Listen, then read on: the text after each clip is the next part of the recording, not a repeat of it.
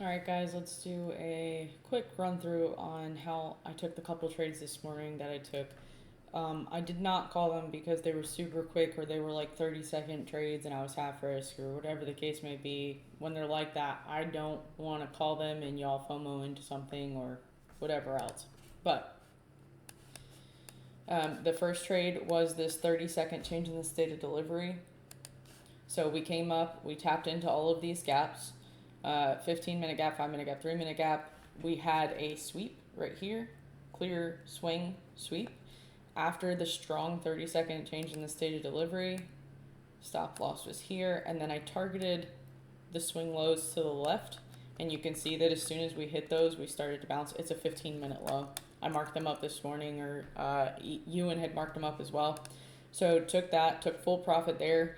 Then after we came into this 30-second evil gap, I was looking for something in here as well. We got another 30-second change in the state of delivery. So I entered on the next candle. I'm targeting previous day low, and then I also scaled in on this 30-second gap as well, because we have a 5-minute gap here and we have 3-minute gap here. So when we get those stacked like that, I typically drop down in time frames to find a better entry. And so I set limits here, set my stop loss, and moved my stop loss from the original trade to that 5-minute upper wick for Dorb as well. But this was my refined entry. So we've got that 5-minute gap and I refined it down to this 30-second gap. So now what I'm going to be targeting, I have a partial at 379 because that's where our value area low is. I have another partial at this wick low, and then of course full TP is going to be this low.